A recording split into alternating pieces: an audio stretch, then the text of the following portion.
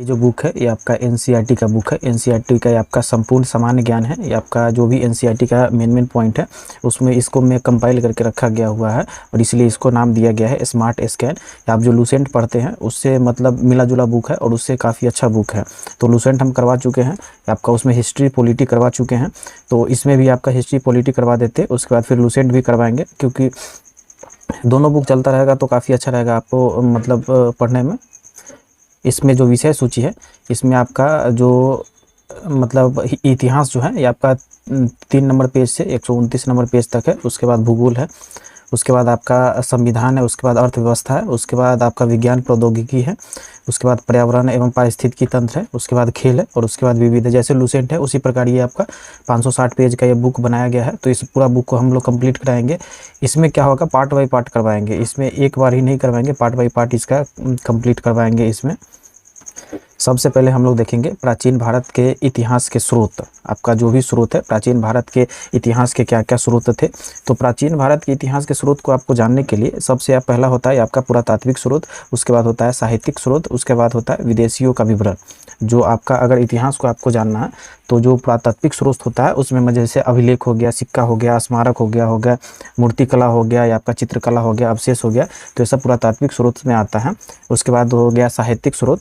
तो साहित्यिक स्रोत में जितना आपका बुक वगैरह है तो उसमें आपका साहित्यिक स्रोत होता है। उसके बाद होता है विदेशी यात्रियों का विवरण, जिसमें आपका जो विदेशी यात्री यूनानी यात्री आया था, उसके बाद चीनी यात्री आया था, फाहियान आया था, तो उसमें आपका विदेशी यात्रियों का विवरण हो जाएगा। इससे हम भारतीय इतिहास को जानने की सुविधा होती है इससे। तो इसमें हम लोग देखेंगे सबसे पहले आपका जो पुरातात्विक स्रोत है इसको हम लोग देखेंगे। पुरातत्व वह विज्ञान है जिसमें भौतिक अवशेषों के माध्यम से प्राचीन और हाल के मानव अतीत का अध्ययन किया जाता है। तो जो पुरातत्व का विज्ञान है उसमें भौतिक अवशेषों के माध्यम से प्राचीन और हाल के मानव अतीत का अध्ययन किया जाता है। तो पुरातात्विक स्रोत में हम लोग देखेंगे तो इसमें आपका हो जाएगा अभिलेख हो जाएगा, सिक्का हो जाएगा, स्मारक हो जाएगा, भवन हो जाएगा, मूर्तिकला हो जाएगा, चित्रकला हो जाएगा और अवशेष हो जाएगा। जो पुरातात्विक विद जो स्रोत है उसमें आपका अभिलेख, सिक्के, स्मारक, भवन, मूर्तिकला, चित्रकला और अवशेष हो जाएगा। तो इसमें पॉइंट वाइज दिया हुआ है। पुरातात्विक स्रोत के अंतर्गत सबसे अधिक महत्वपूर्ण स्रोत ये आपका अभिलेख है। अभिलेख पत्थर, शिलाओं, स्तंभों, ताम्रपत्रों, दीवारों, प्रतिमाओं एवं मुद्राओं पर उत्कीर्ण किया गया है। जो आपका पत्थर वगैरह पर लिखा गया है, जैसे शिलालेख हो गया, उसके बाद स्तंभ लेख हो गया, ताम्रपत्र, दीवारों पर जो लिखा गया है, तो इसके अभिलेख हम लोग प्राप्त हुआ है। और अभिलेखों को अध्ययन को एपिग्राफी कहते हैं। जो अभिलेख लिखा गया है उसके अध्ययन को हम लोग क्या कहते हैं, एपिग्राफी कहते हैं। सबसे प्राचीन अभिलेख अशोक के हैं जो प्राकृत भाषा में है। तो ये भी क्वेश्चन पूछा हुआ है, सबसे प्राचीन अभिलेख किसका है, ये आपका अशोक का है जो प्राकृतिक भाषा में लिखा हुआ है। उसके बाद है मस्की, गुर्जरा, नेटूर और उडयगोलम अभिलेख में अशोक के नाम को स्पष्ट उल्लेख मिलता है। तो ये भी याद रखिएगा। अशोक के अन्य अभिलेखों में उसे देवताओं का प्रिय प्रियदर्शी राजा कहा गया है। जो अशोक के अन्य अभिलेख है उसमें आपका जो देवता है उसका प्रिय प्रियदर्शी का राजा कहा गया है। उसके बाद अशोक के अधिकतर अभिलेख ब्राह्मणी लिपि में हैं और कुछ अभिलेख खरोष्टी एवं अरामाइक लिपि में भी लिखा गया है। जो ज़्यादातर अभिलेख है अशोक का वो आपका ब्राह्मणी लिपि में है, लेकिन कुछ में है आपका खरोष्टी भी है। उसके बाद कुछ अरामाइक लिपि में भी लिखा गया है। ब्राह्मणी लिपि को बाएं से दाएं लिखी जाती थी, जबकि खरोष्टी लिपि आपका दाईं से बाईं ओर लिखी जाती है। तो ये भी याद रखिएगा, जो आपका ब्राह्मणी लिपि था यह आपका बाएं से दायां लिखा जाता था और खरोष्टी लिपि जो था ये आपका दाईं से बाईं ओर लिखी जाती थी। उसमें ब्राह्मणी लिपि के सबसे पहले 1837 ईस्वी में जेम्स प्रिंसेप नामक विद्वान ने पढ़ा था। ये भी क्वेश्चन पूछा हुआ है। तो जो ब्राह्मणी लिपि को सबसे पहले किसने पढ़ा था, तो जेम्स प्रिंसेप ने पढ़ा था। और कब पढ़ा था, तो ये आपका 1837 ईस्वी में पढ़ा था। उसके बाद आगे हम लोग देखेंगे पुरातात्विक अभिलेख देखेंगे और शासन एवं अभिलेख की विशेषताएं देखेंगे। तो सबसे पहला है आपका हाथी गुफा अभिलेख। ये है आपका कलिंग राज खारवल का अभिलेख है। इसी अभिलेख से सर्वप्रथम भारतवर्ष का उल्लेख किया गया है। तो भारतवर्ष का उल्लेख किससे किया गया है, ये आपका हाथी गुफा अभिलेख। और किस राजा के है, ये आपका कलिंग राज खारवेल के राजा का है। उसके बाद देखेंगे जूनागढ़ गिरनार अभिलेख। तो ये आपका रुद्रदामन राजा का अभिलेख है। यह अभिलेख संस्कृत भाषा में लिखा गया है और इसमें सुदर्शन झील का भी वर्णन किया गया है। जो जूनागढ़ अभिलेख जिसको हम लोग गिरनार भी कहते हैं, तो उसमें सुदर्शन झील का जो आपका है ये वर्णन किया गया है। उसके बाद देखेंगे प्रयाग प्रशस्ति अभिलेख। यह अभिलेख समुद्रगुप्त का है जो अशोक स्तंभ पर उत्कीर्ण है और इस प्रशस्ति के समुद्रगुप्त के विजयों और नीतियों का पूरा विवेचन किया गया है। तो ये याद रखिएगा। उसके बाद आगे हम लोग और देखेंगे इसमें और काफ़ी अभिलेख है। उसके बाद देखेंगे ग्वालियर प्रशस्ति अभिलेख है। इस अभिलेख में गुर्जर प्रतिहार शासकों के विषय में विस्तृत सूचनाएं प्राप्त होती है। तो किसका, ये आपका गुर्जर प्रतिहार शासकों के विषय में विस्तृत सूचना प्राप्त होती है किसमें, ग्वालियर प्रशस्ति अभिलेख में। उसके बाद नासिक अभिलेख है, ये आपका गौतमी बालश्री का है। और उसके बाद देवपारा अभिलेख है, ये आपका बंगाल जो शासक था ये आपका विजयसेन का है, देवपारा अभिलेख, ये भी पूछा हुआ क्वेश्चन है। उसके बाद एहोल अभिलेख जो है आपका पुलकेशन दूत के है, ये भी पूछा हुआ है। मंदसौर अभिलेख जो है कुमार गुप्त के मंदसौर अभिलेख की रेशम बुनकर की श्रेणियाँ की जानकारी प्राप्त होती है। तो याद रखिएगा मंदसौर अभिलेख जो है ये आपका कुमार गुप्त के मंदसौर अभिलेख के रेशम बुनकर की श्रेणियाँ की जानकारी प्राप्त होती है। और एहोल अभिलेख जो है ये आपका पुलकेशन द्वितीय का है।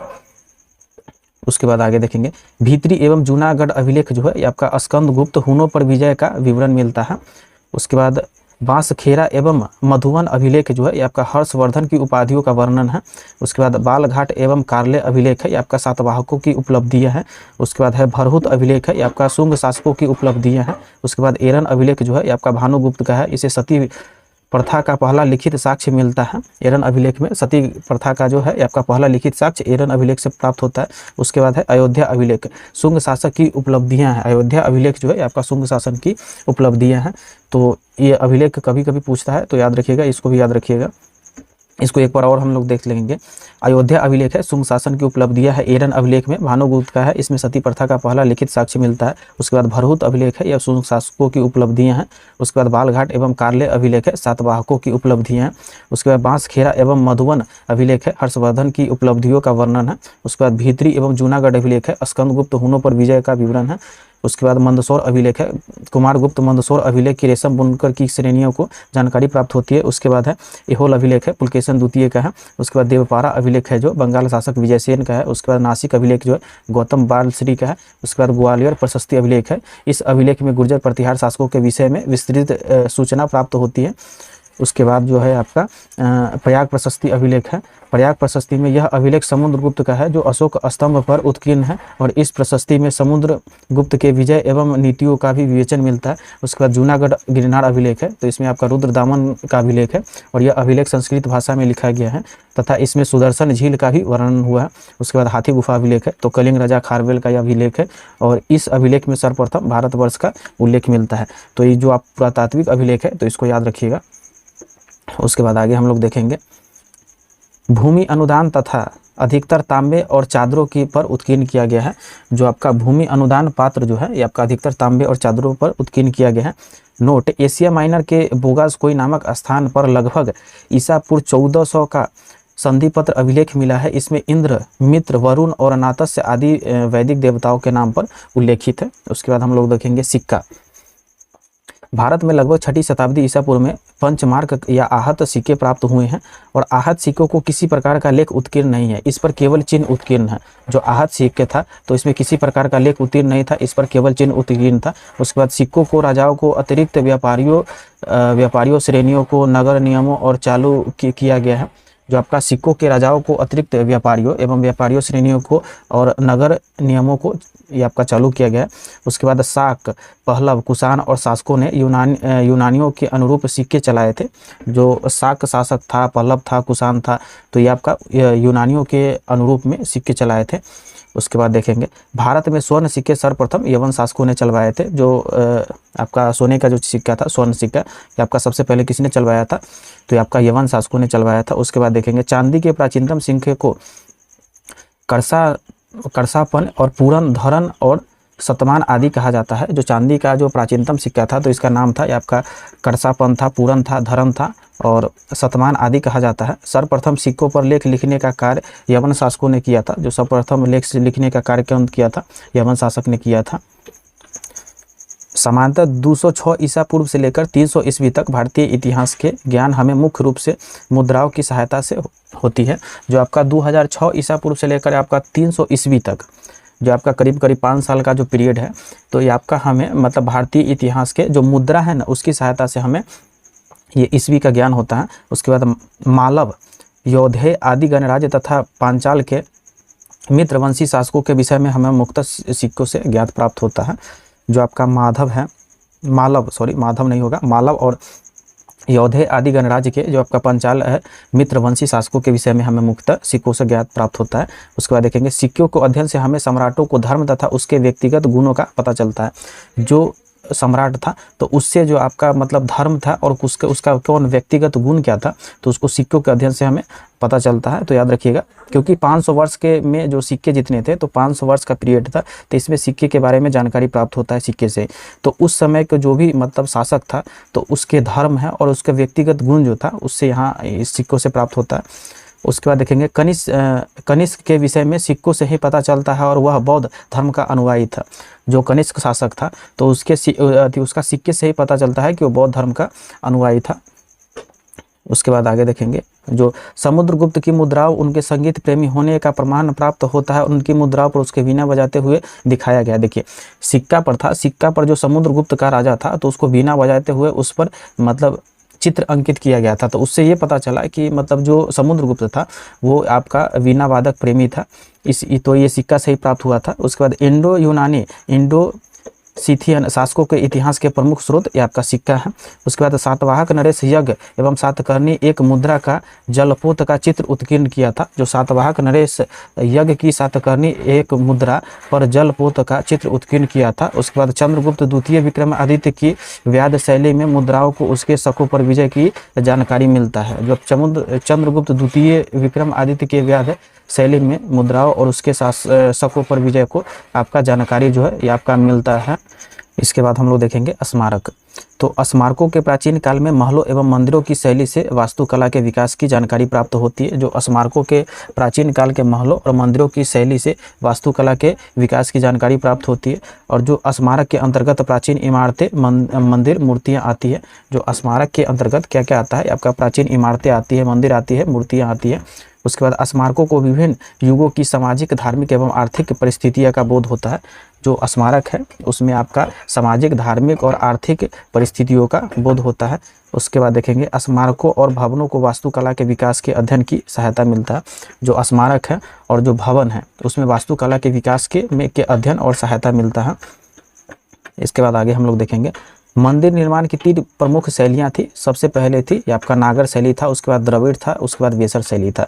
जो आपका मतलब मंदिर निर्माण का जो जितना भी मंदिर बना था ये आपका उत्तरी भारत हो गया, दक्षिणी भारत हो गया और इसके जो भी बीच वाला साइड हो गया। तो इसमें 3 शैलियाँ का निर्माण हुआ था मुख्यतः। इसमें आपका नागर शैली था, द्रविड़ शैली था और वेसर शैली था।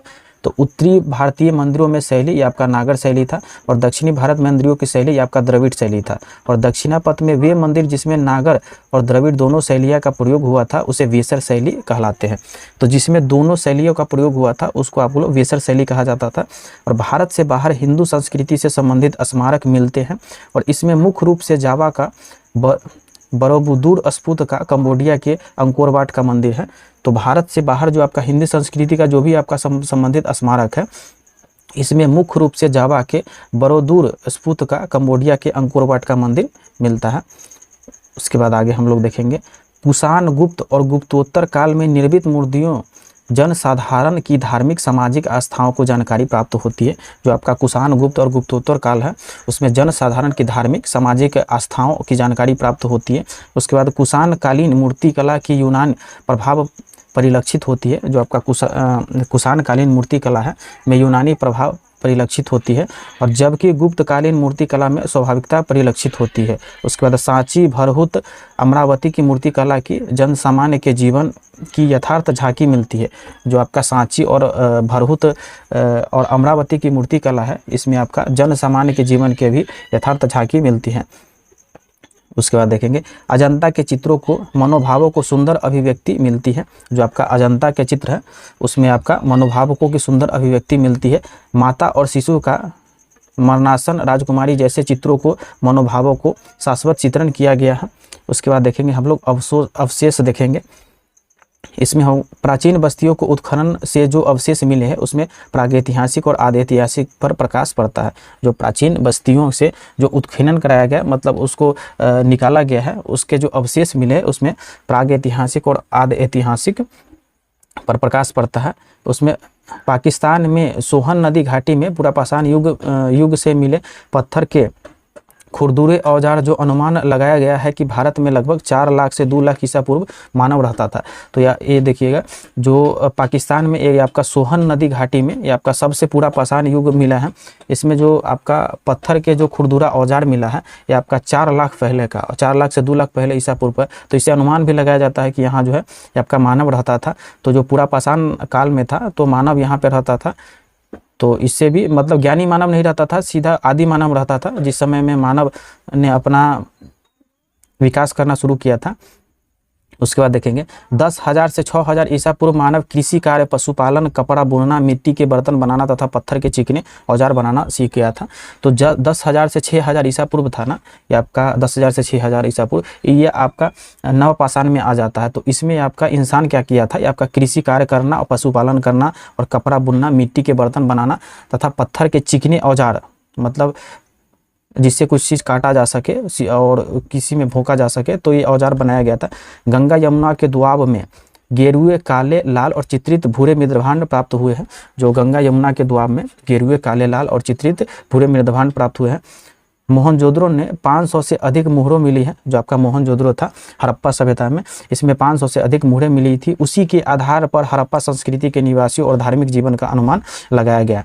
देखिए, हड़प्पा सभ्यता में जो भी पढ़ा लिखा गया है वो अभी तक पढ़ा नहीं गया है, लेकिन वहाँ पे जितना भी मुहर मिला है, 500 के करीब करीब मुहर मिला है, तो उससे अनुमान लगाया गया है कि हड़प्पा वासी आपका कैसा मतलब रहते थे, उसका संस्कृति किस प्रकार था। वहाँ पे जैसे बैल वगैरह इस सब का जो है ये आपका वहाँ पे मुहर मिला है। तो उसमें काफ़ी सारा पशु का भी चित्रित है, काफ़ी पौधा का भी चित्रित किया गया है। उसके बाद बसाढ़ प्राकृत वैशाली में 274 मिट्टी के मुहरे मिले हैं और उनके 4वीं शताब्दी ईस्वी की एक श्रेणी का पता चलता है।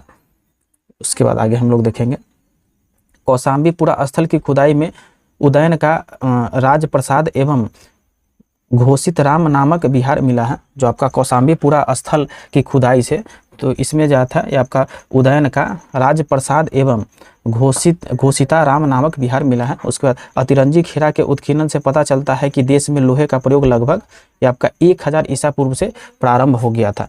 तो याद रखिएगा, तो लोहे का प्रयोग कब हो गया था, ये आपका 1000 आपका ईसा पूर्व से मतलब प्रारंभ हो गया था। और ये जो काल था ये आपका उत्तर वैदिक काल था, वैदिक काल नहीं था, मतलब उत्तर वैदिक काल में हम आ जाते हैं। 1000 ईसा पूर्व से आपका 6000 ईसा पूर्व ये आपका उत्तर वैदिक काल में आता है, तो भी याद रखिएगा।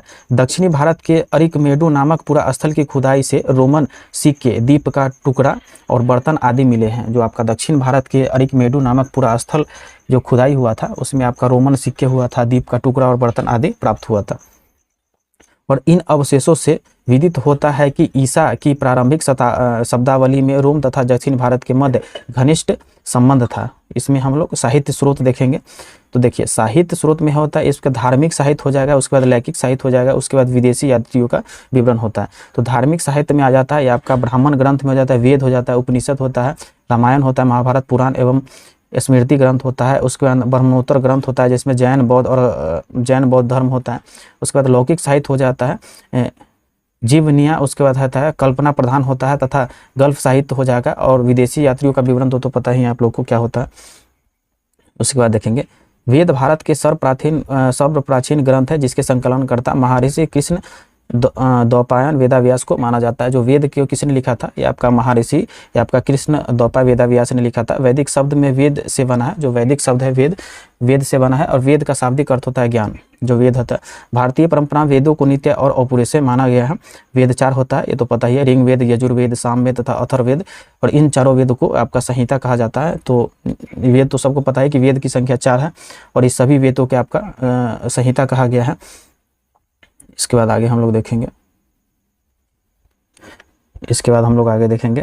आपका जो आपका ऋग्वेद के सबसे प्राचीन वेद माना जाता है। और ऋक का अर्थ होता है छंदों तथा चरणों को युक्त मंत्र होता है।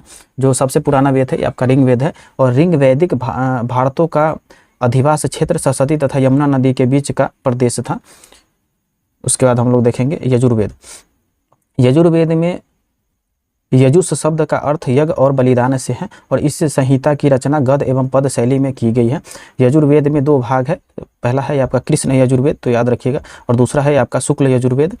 और कृष्ण यजुर्वेद गद्य और पद दोनों शैली में है। जो कृष्ण यजुर्वेद है इसमें गद्य और पद दोनों शैली में है, जबकि आपका शुक्ल यजुर्वेद है ये आपका सिर्फ पद शैली में है। जो शुक्ल यजुर्वेद है ये सिर्फ आपका पद शैली में है। शुक्ल यजुर्वेद को संहिताओं को वाजसेन भी कहा गया है, क्योंकि वाजसेन पुत्र यज्ञवल्क्य के इसे दृष्ट थे। तो याद रखिएगा, जो आपका शुक्ल यजुर्वेद की संहिताओं को वाजसेन भी कहा गया है, क्योंकि वाजनेयी के पुत्र ये आपका यज्ञवल्क्य इसे दृष्टता थे।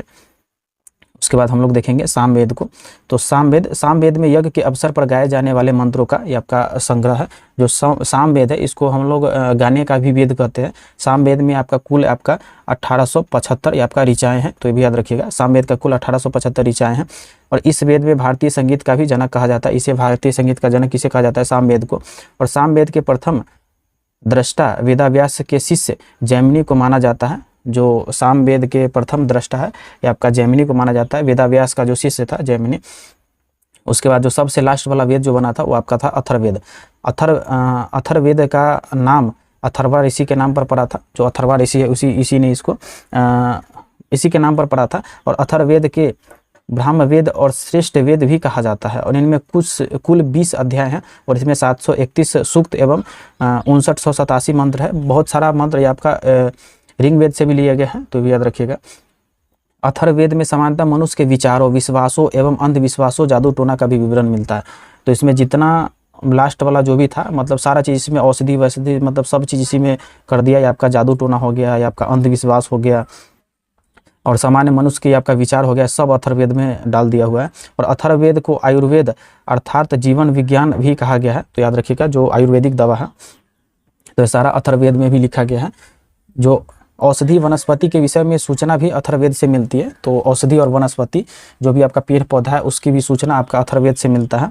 अंग मगध अयोध्या का उल्लेख अथर्ववेद में मिलता है। जो आपका मगध हो गया, अयोध्या हो गया, इसका भी विवरण किस में मिलता है? अथर्ववेद में मिलता है। और अथर्ववेद को सर्वप्रथम इतिहास शब्द का उल्लेख किया गया है। तो सबसे पहले इतिहास शब्द का उल्लेख कहाँ मिलता है? आपका अथर्ववेद में मिलता है। इसके बाद हम लोग देखेंगे ब्राह्मण ग्रंथ। तो यहाँ पे जो चारों वेद था, ये आपका यजुर्वेद हो गया, या आपका ऋग्वेद हो गया, तो इन सभी के बाद हम लोग देखेंगे ब्राह्मण ग्रंथ देखेंगे। तो ब्राह्मण ग्रंथ में हम लोग देखेंगे, ब्राह्मण ग्रंथ वैदिक साहित्य की व्याख्या करने के लिए गद्य में लिखे गए हैं। जो ब्राह्मण ग्रंथ है ये आपका सिर्फ गद्य में लिखा गया, पद में नहीं लिखा गया। ब्राह्मण ग्रंथ की रचना याज्ञिक विधि विधानों को प्रतिपादन के उद्देश्य से किया गया है। और शतपथ ब्राह्मण में गांधार, शल्य, कैकेयी, कुरु, पांचाल, कौशल, विदेह आदि राजाओं का उल्लेख किया गया है। तो जो वैदिक ग्रंथ के बाद आपका किसका स्थान आता है? आपका ब्राह्मण ग्रंथ का आता है। तो इसमें जो है आपका शतपथ ब्राह्मण है, कई सारे राजाओं का विवरण किया गया है। इसमें आपका हो जाएगा गांधार हो जाएगा, शल्य हो जाएगा, कैकेयी हो जाएगा, कुरु हो जाएगा, पंचाल हो जाएगा, कौशल हो जाएगा, विदेह हो जाएगा। तो इन सभी राजाओं का जो आपका विवरण जो है आपका शतपथ ब्राह्मण में किया गया है। और शतपथ ब्राह्मण में पुनर्जन्म सिद्धांत की पहली बार उल्लेख मिलता है। जो आपका पुनर्जन्म का जो सिद्धांत है वो सबसे पहले शतपथ ब्राह्मण में भी मिलता है। अरण्यक ग्रंथ मुख्यतः दार्शनिक ग्रंथ है और इसकी रचना अरण्य अर्थात जंगलों में की गई थी। उसके बाद हम लोग देखेंगे ब्राह्मण ग्रंथ के बाद आता है उपनिषद। तो उपनिषद की शाब्दिक अर्थ होता है समीप बैठना। जो उपनिषद का जो शाब्दिक अर्थ होता है समीप बैठना। उपनिषद को वेदांत भी कहा जाता है। जो उपनिषद है उसको वेदांत भी कहा जाता है। और उपनिषद दार्शनिक ग्रंथ है जिसका ध्येय ज्ञान की खोज करना होता है। उपनिषद जो है ये आपका दार्शनिक ग्रंथ है, तो इसको ध्येय ज्ञान की खोज भी करना कहा जाता है। उपनिषदों की कुल संख्या 108 है, जिसमें 12 उपनिषदों को विशेष महत्व प्राप्त है। उपनिषद तो टोटल 108 है, लेकिन 12 ही उपनिषद है जिसको आपका महत्व प्राप्त है। इसमें जो है आपका श्वेतस्वर उपनिषद में मोक्ष एवं भक्ति शब्द का उल्लेख किया गया है। जो श्वेतस्वर उपनिषद है इसमें मोक्ष एवं भक्ति शब्द का उल्लेख किया गया है। उसके बाद वेदांत तथा सूत्र। वेदों को भलीभांति समझने के लिए 6 वेदांगों की रचना की गई है। ये शिक्षा, शुद्ध उच्चारण शास्त्र, ज्योतिष, कल्प, कर्मकांड विधि, निरुक्त शब्दों की व्युत्पत्ति का शास्त्र, उसके बाद ज्योतिष तथा छंद है। इसके बाद आगे हम लोग देखेंगे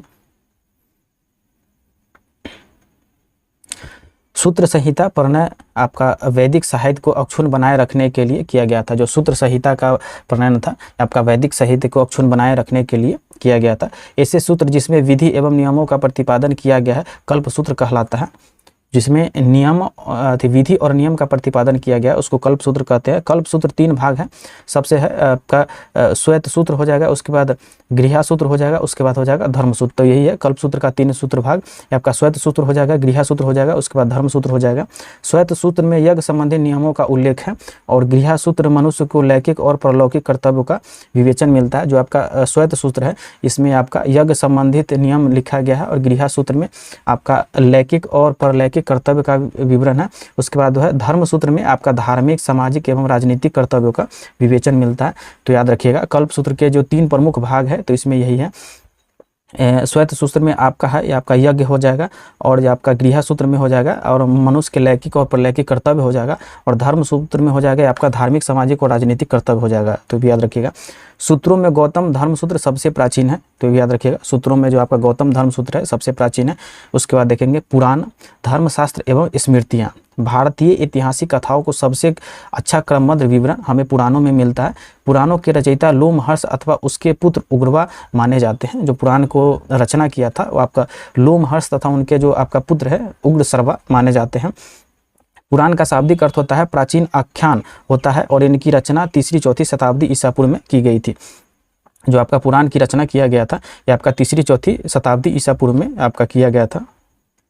इसके बाद देखेंगे सर्वप्रथम पोर्जीटर नामक विद्वान ने इसके ऐतिहासिक महत्व की ओर ध्यान आकृष्ट कराया था तो पुराण को। उसके बाद देखेंगे अमरकोश के पुराणों को 5 विषय बतलाए गए हैं। ये आपका फर्स्ट में हो जाएगा सर्ग हो जाएगा अर्थात जगत की सृष्टि हो जाएगा। दूसरा हो जाएगा प्रतिसर्ग हो जाएगा अर्थात प्रलय के बाद जगत की पुनः सृष्टि हो जाएगा। और तीसरा हो जाएगा वंश अर्थात ऋषियों तथा देवताओं की वंशावली हो जाएगा। और 4 हो जाएगा मनवंतर हो जाएगा अर्थात महायुग हो जाएगा। और 5 हो जाएगा वंशाचरित्र हो जाएगा अर्थात प्राचीन राजाओं और कुलों का इतिहास हो जाएगा।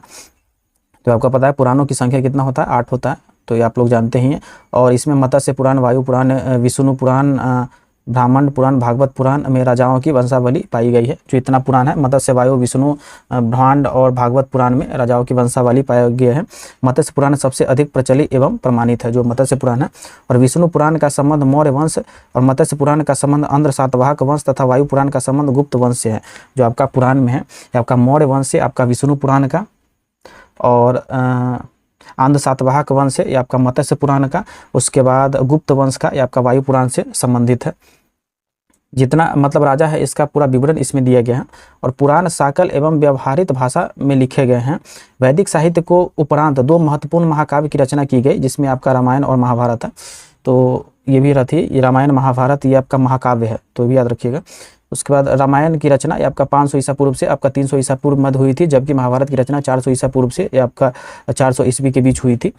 तो ये आप डेट याद रखिएगा। मतलब ये आपका इसमें 8 वर्ष लगभग बताया गया है। अब क्या सच्चाई है क्या सच्चाई नहीं है तो ये तो नहीं, ये भी 8 वर्ष का उपरांत बताया गया कि महाभारत की रचना 400 ईसा पूर्व से 400 ईस्वी के बीच किया गया है। और ये भी एक मिथ्या ही है कि मतलब ये सही है कि नहीं है। मतलब महाकाव्य होता है, महाकाव्य सही भी होता है और गलत भी होता है, लेकिन ये कोई मतलब निर्धारित नहीं है। रामायण की रचना महर्षि वाल्मीकि ने की थी जबकि महाभारत की रचना महर्षि वेद व्यास ने की थी। महाभारत में 1 लाख श्लोक है जिसके कारण इसे शस्त्र संहिता भी कहा जाता है। उसके बाद आगे हम लोग देखेंगे इन महाकाव्यों को उत्तर वैदिक कालीन आर्यों के जीवन के विषय में जानकारी मिलती है। जो इन महाकाव्य था तो इसमें उत्तर वैदिक कालीन मतलब वैदिक काल नहीं उत्तर वैदिक काल जो आर्य यहाँ पे आए थे तो उसका जो आपका जीवन के विषय में जानकारी महाकाव्य से मिलता है।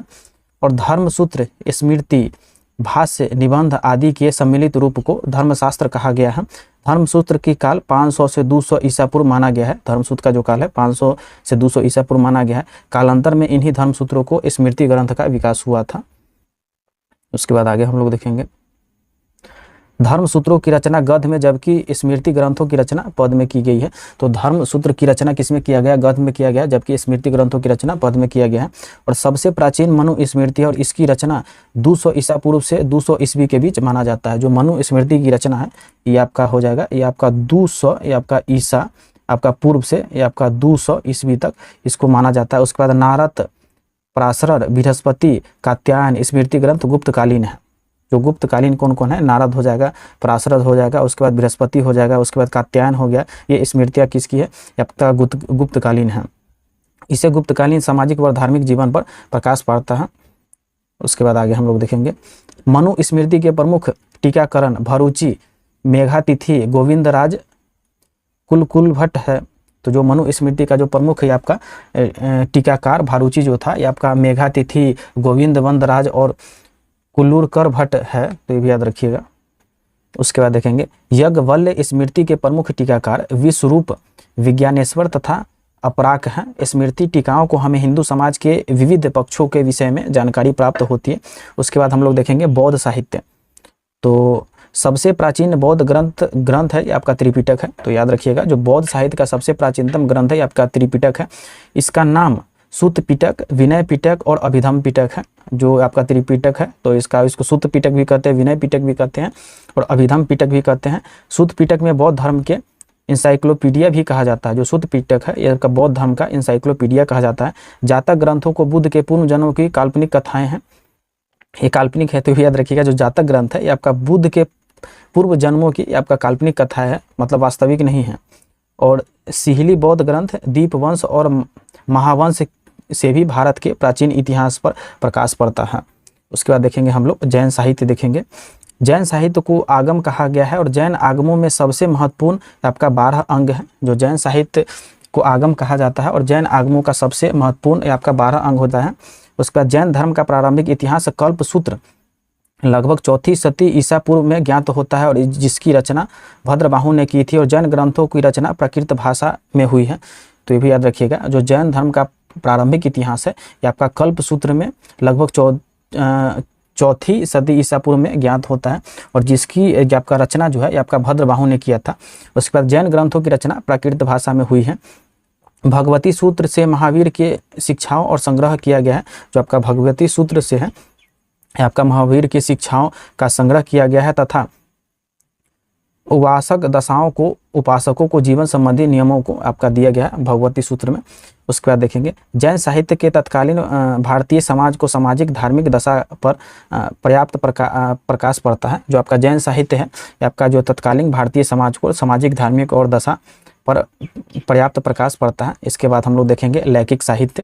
लौकिक साहित्य में हम लोग देखेंगे लौकिक साहित्य के अंतर्गत ऐतिहासिक और अर्ध ऐतिहासिक ग्रंथों तथा जीवनियों का विशेष रूप से उल्लेख किया जा सकता है। इसमें जो आपका हो जाएगा ऐतिहासिक रचनाओं में सर्वप्रथम उल्लेख कौटिल्यकृत अर्थशास्त्र का किया जा सकता है।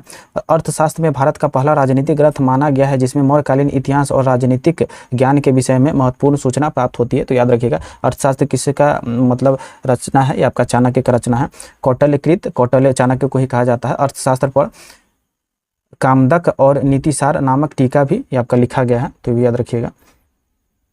उसके बाद आगे हम लोग देखेंगे हाँ यहाँ से हम लोग देखते हैं विदेशी यात्रियों का विवरण होता है।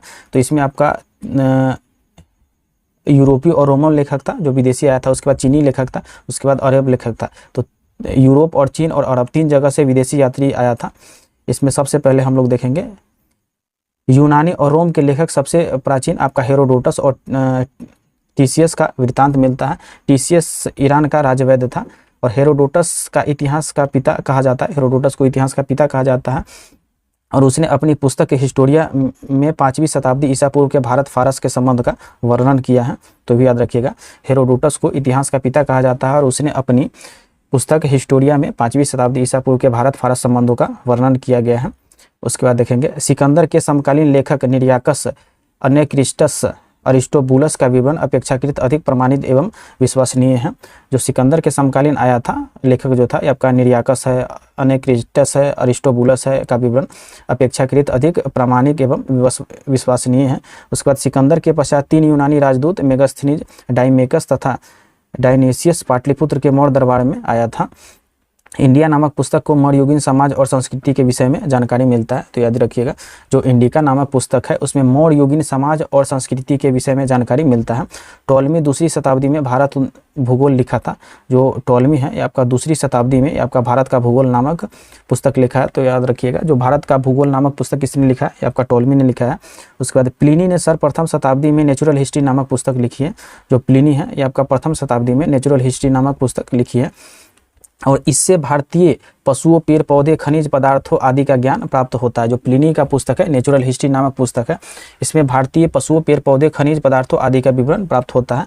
उसके बाद पेरिप्लस ऑफ द इथ्रियन सी नामक पुस्तक के लेखक के बारे में जानकारी नहीं है। वह 80 ईस्वी के लगभग हिंदी महासागर की यात्रा पर आया था और उसने भारतीय बंदरगाहों और व्यापारिक वस्तुओं के बारे में जानकारी दी थी। तो जो पेरिप्लस ऑफ द इथ्रियन सी था, तो ये भी याद रखिएगा, 80 ईस्वी के लगभग आया था। उसके बाद सबसे महत्वपूर्ण है चीनी लेखक, यहाँ से क्वेश्चन बनता है। चीनी यात्री बौद्ध मतानुयायी थे और वह भारत में बौद्ध तीर्थ स्थानों की यात्रा तथा बौद्ध धर्म के विषय में जानकारी प्राप्त करने के लिए आए थे। जितना भी बौद्ध ग्रंथ है उसको सब एकत्रित करके चीनी यात्री ले गया, इसलिए वहाँ अभी चीन में बौद्ध धर्म मतलब पूरा बौद्ध धर्म ही है। और चीन बौद्ध यात्री भारत के यिनतू के नाम से भी पुकारते हैं। सबसे पहले हम लोग देखेंगे हेनसांग।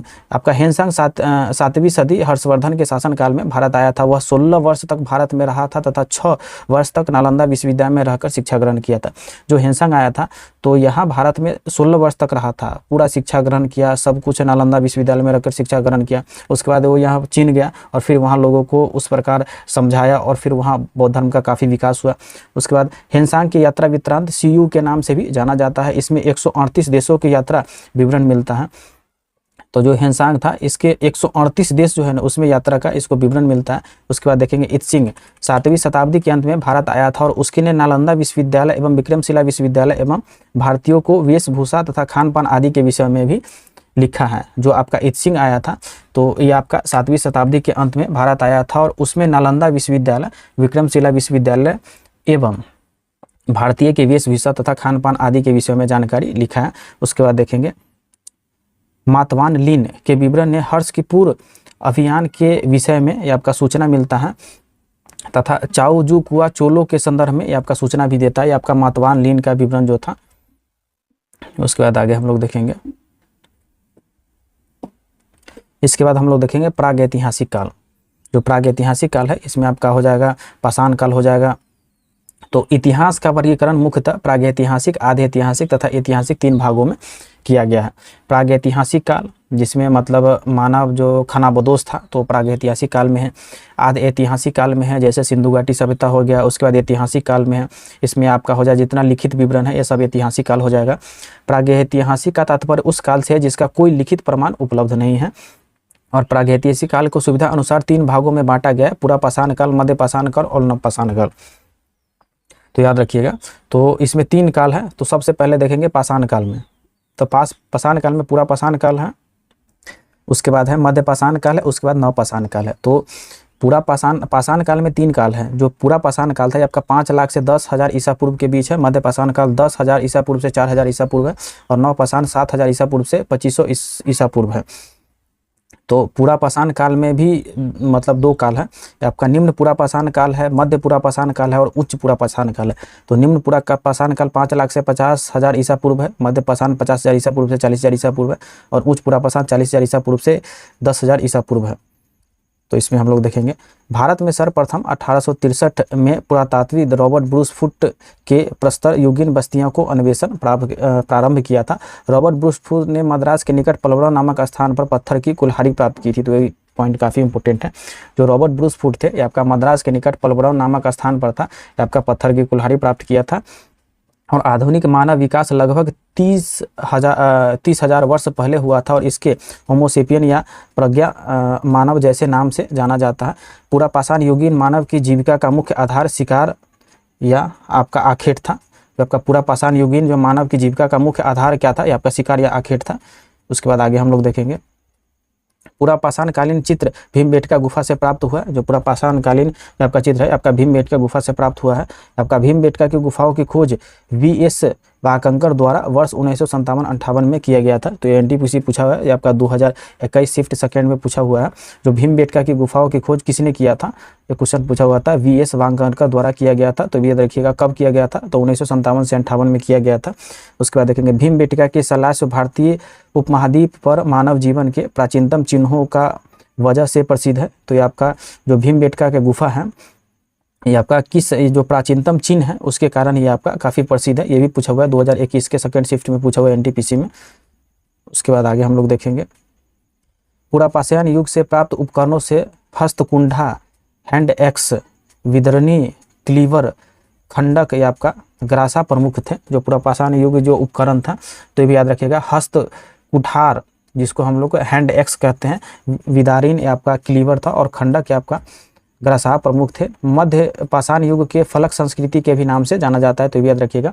जो फलक संस्कृति किस नाम से कब जाना जाता है? आपका मध्य पुरापाषाण काल के संस्कृति से। वेदनी, छेदनी, खुर्ची मध्य पाषाण युग के प्रमुख उपकरण है, तो याद रखिएगा वेदनी, छेदनी और खुर्ची जो है मध्य पुरापाषाण युग के प्रमुख उपकरण है। उसके बाद सोहन घाटी क्षेत्र में चापर, चापिंग, पेबुल संस्कृत के उपकरण प्राप्त हुए हैं। जो आपका सोहन घाटी क्षेत्र में उसके चॉपर, चॉपिंग और पेबुल संस्कृत के उपकरण प्राप्त हुए हैं। आर्कीबाल्ड क्लाइल ने 1867-68 ईस्वी में सर्वप्रथम भारत में मध्यपाषाण काल की जानकारी दी है। जो आर्कीबाल्ड कार्लाइल था, उसने 1867-68 ईस्वी में सर्वप्रथम भारत के मध्यपाषाण काल की जानकारी दी है। उसके बाद आगे हम लोग देखेंगे। मध्यपाषाण काल के उपकरणों की खोज सर्वप्रथम आर्कीबाल्ड कार्लाइन के विंध्य क्षेत्र की शैली चित्रों से प्राप्त होता है, तो ये भी याद रखिए। जो मध्य पाषाण काल के उपकरण के खोज का जो है आपका आर्कीबाल्ड कार्लाइन के विंध्य क्षेत्र के शैली चित्रों से प्राप्त होता है। मध्य पाषाण काल में मानव के अस्थि पंजर का सबसे पहला अवशेष सराय नहर राय महदहा से प्राप्त हुआ है। मध्य पाषाणिक वन्य धान का प्रमाण चोपानीमांडो प्रयागराज से प्राप्त हुआ है। मध्य पाषाणिक वन्य धान का जो प्रमाण है आपका चोपानीमांडो प्रयागराज से प्राप्त हुआ है। होमो इरेक्टस मानव की खोपड़ी ये आपका हथनौरा नर्मदा घाटी मध्य प्रदेश से प्राप्त हुआ है, तो ये भी सीपीयू में पूछा गया क्वेश्चन है। सीपीयूएसआई में ये आपका 2019 में पूछा गया क्वेश्चन है। होमो इरेक्टस मानव की खोपड़ी आपका हथनौरा नर्मदा घाटी मध्य प्रदेश से प्राप्त हुआ है। तो कहाँ से हुआ है? ये आपका होमो इरेक्टस मानव की खोपड़ी ये आपका हथनौरा, तो याद रखिएगा हथनौरा नर्मदा घाटी पर मध्य प्रदेश से प्राप्त हुआ है। बेलन नदी घाटी प्रयागराज उत्तर प्रदेश क्षेत्र के भारतीय प्रागैतिहासिक का टेक्स्ट बुक कहा जाता है। जो आपका बेलन नदी घाटी जो है आपका प्रयागराज उत्तर प्रदेश क्षेत्र के भारतीय प्रागैतिहासिक का टेक्स्ट बुक कहा जाता है। माइक्रोलिथ उपकरण मध्य पाषाण काल की विशेषता रही है। जो माइक्रोलिथ उपकरण है आपका मध्य पाषाण काल की विशेषता रही है। इसके बाद आगे हम लोग देखेंगे। मध्य पाषाण कालीन स्थल आदमगढ़, होशंगाबाद मध्य प्रदेश, बागोर, भीलवाड़ा राजस्थान के पशुपालन के प्राचीनतम साक्ष्य प्राप्त हुए। ये आपका बीओ एग्जाम में भी पूछा हुआ है। जो मध्य पाषाण कालीन स्थल जो है ये आपका आदमगढ़, जिसको होशंगाबाद मध्य प्रदेश है, उसके बाद बागोर, भीलवाड़ा राजस्थान में ये आपका पशुपालन के प्राचीनतम साक्ष्य मिले हैं। तो पशुपालन के प्राचीनतम साक्ष्य कहाँ मिले हैं? बागोर और होशंगाबाद, तो याद रखिएगा बागोर और आदमगढ़ याद रखिएगा। भारत में प्राचीनतम कृषि के साक्ष्य आपका लहुरा देव 9000 ईसा पूर्व से 7000 ईसा पूर्व ये आपका संत कबीर नगर तत्पश्चात मेहरगढ़ से प्राप्त है। तो जो प्राचीनतम कृषि के साक्ष्य है ये आपका मेहरगढ़ भी रहेगा और संत कबीर नगर रहेगा, दोनों में से आप कोई भी ले सकते हैं। तो ये आपका उसके बाद देखेंगे HP लेमसूरिये ने नवपाषाण काल के प्रथम प्रस्तर उपकरण की खोज 1860 ईस्वी में टोस बेलन नदी के तट पर उत्तर प्रदेश क्षेत्र में की है। जो आपका HPC लेमसूरिये ने नवपाषाण काल के प्रथम प्रशस्त उपकरण जो की खोज कब किए थे आपका 1860 ईस्वी में टोस बेलन नदी घाटी उत्तर प्रदेश से की है। आपका कोल्डीवा प्रयागराज के सर्वप्रथम चावल का साक्ष्य प्राप्त हुआ है। तो चावल का साक्ष्य कहाँ से हुआ है? आपका कोल्डीवा प्रयागराज से सर्वप्रथम चावल का साक्ष्य प्राप्त हुआ है। उसके बाद देखेंगे बुर्ज होम नवपाषाणिक स्थल के मानव कंकाल के साथ कुत्ते कंकाल के अवशेष प्राप्त हुए हैं। तो जो आपका UPPCS में आपका पूछा 2011 में पूछा हुआ था, GS फर्स्ट में पूछा था। तो बुर्ज होम में आपका नवपाषाणिक स्थल के मानव कंकाल के साथ ये आपका कुत्ते को कंकाल के अवशेष प्राप्त हुए थे। मतलब मानव और कुत्तों को साथ ही दफनाया जाता था। कहाँ पे? बुर्ज होम में। चिरांद सारण बिहार नवपाषाणिक स्थल में पशु हड्डी के उपकरण एवं हिरण की सींगों का उपकरण मिले हैं। उसके बाद देखेंगे संगन कल्लूर पिकलीहल उतनूर नवपाषाणी पुरा स्थल से राख के टीले के साक्ष्य प्राप्त हुए थे। ये भी आपका UPPCS ये आपका 2009 में पूछा हुआ है। जो आपका संगन कल्लूर पिकलीहल उतनूर नवपाषाणी पुरा स्थल के आपका राख के टीले के साक्ष्य प्राप्त हुए हैं। उसके बाद आगे हम लोग देखेंगे मानव द्वारा सर्वप्रथम जौ नामक अनाज का उत्पादन प्रारंभ किया गया था। तो जौ का सबसे पहले मानव क्या उत्पादन किया था? ये आपका जौ किया था। नवपाषाणिक उपकरण बसुली, छेदी, छेद वाला, गोल पत्थर आदि थे। जो नवपाषाणिक मतलब मानव जब विकास कर गया था तो आपका बसुली, छेदी, छेद वाला, गोल पत्थर का भी विकास हो गया था। उसके बाद देखेंगे बुर्ज होम जम्मू कश्मीर के फसल काटने का आयताकार पाषाण उपकरण आपका हार्वेस्टर प्राप्त हुआ है। उसके बाद आगे हम लोग देखेंगे महगरा प्रयागराज उत्तर प्रदेश नवपाषाणिक स्थल से पशु बारे का प्रमाण पाया गया है, तो भी याद रखिएगा। महगरा जो है आपका प्रयागराज उत्तर प्रदेश में आपका नवपाषाणिक स्थल से पशु के पशु के आपका बारे के प्रमाण पाया गया है। उसके बाद नवपाषाणिक काल की प्रमुख देन, तो यहाँ से क्वेश्चन पूछा है। और स्थिर ग्राम जीवन का विकास हो गया था। जो नवपाषाण है लोगों ने आपका स्थिर हो गया था, खानाबदोश इधर उधर जाके घूमकर खाना खाना बंद कर दिया था, स्थिर हो जाएगा। उसके बाद कृषि का विकास हो गया था, मतलब लोग क्या किया था, मतलब कुछ जैसे मतलब धान गेहूं लगाना शुरू कर दिया था, शुरू नहीं मतलब उसका सीधो फेंक देता था, मतलब अंदर मिट्टी में और जम जाता था, तो उससे कृषि का विकास यहाँ पे हो गया था। उसके बाद कुंभकारी निर्माण हो गया था, आग का सर्वप्रथम प्रयोग हो गया था, आग का आविष्कार हो गया था, मतलब इसमें जानवर को जलाकर खाना शुरू कर दिया था, तो इस समय नवपाषाण में आग का आविष्कार हो गया था। और पहिए का भी आविष्कार यहाँ पे हो गया था। तो सबसे बड़ा जो खोज था ये आपका पहिए का आविष्कार, आपका नवपाषाण का खोज सबसे पहिए का आविष्कार था। इसके बाद आगे हम लोग देखेंगे आदि ऐतिहासिक काल। आदि ऐतिहासिक काल के लेखन कला का विकास तो हो चुका था, किंतु इस काल में लिपियां अपठनीय है। मतलब सिंधु घाटी सभ्यता में लिखा तो है, लेकिन किसी को पढ़ने का संभवतः पढ़ ही नहीं पाया है। सिर्फ उसमें जो आपका 560 मोहर है उसको देख देख के पता चलता है, अच्छा ऐसे सिंधु घाटी सभ्यता था, ऐसे लोग रहते थे। आदि ऐतिहासिक काल के संबंधित हमारी जानकारी केवल पुरातात्विक अनुसंधान पर निर्भर है। मतलब पढ़ेगा नहीं तो सिर्फ पुरातत्व से पता, चित्र से पता चलता है कि हाँ ये किसका जीवन लक्षण कैसे था, उससे पता चलता है। सिंधु सभ्यता और वैदिक सभ्यता को आदि ऐतिहासिक काल में माना जाता है। जो सिंधु और वैदिक सभ्यता है दोनों को आदि ऐतिहासिक काल में माना जाता है। गौरिक एवं कृष्ण लोहित मृदभांड आदि ऐतिहासिक काल का संबंध है। उसके बाद देखेंगे ताम्रपाषाण काल। ताम्रपाषाण का मनुष्य ने इस काल में तांबे और औजारों के साथ ही पत्थर के बने हुए उपकरण का प्रयोग किया था। ताम्रपाषाण काल में मनुष्य ने आपका तांबे के औजार के साथ ही पत्थर का बने हुए उपकरण का प्रयोग किया था। ताम्रपाषाणिक संस्कृति में कैक्लोलिथ संस्कृत भी कहा जाता है। जो आपका ताम्रपाषाणिक संस्कृति था इसको आपको कैक्लोलिथ संस्कृत भी कहा जाता है।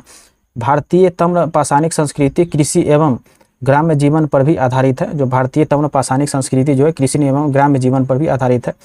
भारत में ताम्रपाषाणिक संस्कृति का संबंध स्थल दक्षिणी पूर्वी राजस्थान, पश्चिमी मध्य प्रदेश, पश्चिमी महाराष्ट्र तथा दक्षिणी पूर्वी भारत में पाए गए हैं। तो इसमें हम लोग देखेंगे जो तांबे का जब प्रयोग किया गया था तो वहाँ से ताम्रपाषाणिक संस्कृति मतलब विकास में आया था। इसका जो मेनली था तांबे का औजार के साथ साथ पत्थर के बने हुए उपकरण का प्रयोग किया जाने लगा था। उसके बाद हम लोग देखेंगे प्रमुख ताम्रपाषाणिक संस्कृति आहार, ये आपका आहार संस्कृति था। 2100 ईसा पूर्व से 1500 ईसा पूर्व हो जाएगा। उसका कायस्थ संस्कृति 2000 ईसा पूर्व से 1800 ईसा पूर्व हो जाएगा। उसके बाद मालवा संस्कृति 1700 ईसा पूर्व से 1200 ईसा पूर्व हो जाएगा। उसका जोड़वे संस्कृति 1400 ईसा पूर्व से 700 ईसा पूर्व हो जाएगा। तो याद रखिएगा आहार 2100 से 1500, कायस्थ हो जाएगा 2000 से 1800, मालवा हो जाएगा 1700 से 1200 और जोड़वे हो जाएगा 1400 से 700 ईसा पूर्व हो जाएगा। इसके बाद आगे हम लोग देखेंगे आहार, बलाथल, बागोर, ओजियान एवं गिलंदूर ताम्रपाषाणिक स्थल राजस्थान से संबंधित है। उसके बाद आहार ताम्रपाषाणिक स्थल में ताम्बती के नाम से भी जाना जाता है। जोड़वे ताम्रपाषाणिक स्थल में दायमाबाद सबसे बड़ा स्थल है। जो जोड़वे ताम्रपाषाणिक स्थल है इसमें दायमाबाद सबसे बड़ा स्थल है। ताम्रपाषाणिक स्थल दायमाबाद में तांबे का रथ प्राप्त हुआ है। दायमाबाद ताम्रपाषाणिक स्थल में कुत्ता और 2 बैल के साथ रथ पर सवार खड़े रथी का प्रमाण मिला है। दायमाबाद जो ताम्रपाषाणिक स्थल है उसमें कुत्ते और 2 बैल के साथ रथ पर सवार खड़े रथी का प्रमाण मिला है। उसके बाद वृत्ताकार गर्तगृहों को प्राप्ति इनाम गांव महाराष्ट्र से हुआ है। जो आपका वृत्ताकार गर्तगृह प्राप्ति इनाम गांव महाराष्ट्र से प्राप्त हुआ है। उस पर पुरातात्विकविद MS धवलीकर एवं HD सांकलिया ने इनाम गांव के उत्खनन का कार्य कराया था। तो याद रखिएगा जो पुरातत्वविद MS धवलीकर एवं HD सांकलिया ने इनाम गांव के उत्खनन कार्य को करवाया था। उसके बाद आगे देखेंगे इनाम गांव ताम्रपाषाणिक स्थल से सिंचाई हेतु पत्थर के निर्मित बांध के प्रमाण मिले हैं। जो इनाम गांव ताम्रपाषाणिक जो आपका स्थल है इसमें आपका सिंचाई हेतु पत्थर से निर्मित बांध के प्रमाण भी मिले हैं। उसके बाद गुनगेरिया मध्य प्रदेश ताम्रपाषाणिक स्थल के सबसे ज़्यादा संख्या में ताम्र संचय की प्राप्ति हुई है। जो आपका गुनगेरिया मध्य प्रदेश में है इसमें आपका ताम्रपाषाणिक स्थल में सबसे ज़्यादा संख्या में ताम्र संचय की प्राप्ति हुई है। उसके बाद कायथ मध्य प्रदेश ताम्रपाषाणिक स्थल की खोज VS वांकनकर ने की है और यहाँ मृदभांडों पर प्राक हड़प्पन और हड़प्पोत्तर संस्कृति प्रभाव दिखाई देती है। उसके बाद देखेंगे महाराष्ट्र में मृतक को अस्थि कलश में रखकर घरों में फर्श के नीचे गाड़ा जाता था। जो महाराष्ट्र में था आपका मृतक जो मर जाता था उसके बाद अस्थि कलश में रखकर, अस्थि कलश था उसमें मृतक को रखकर और घरों के फर्श के नीचे गाड़ दिया जाता था, मतलब जिस घर में रहता था उसी के नीचे में गाड़ दिया जाता था। गंगा घाटी में स्थित नरहन संस्कृति ताम्रपाषाण संस्कृति से संबंधित है, तो ये भी याद रखिएगा।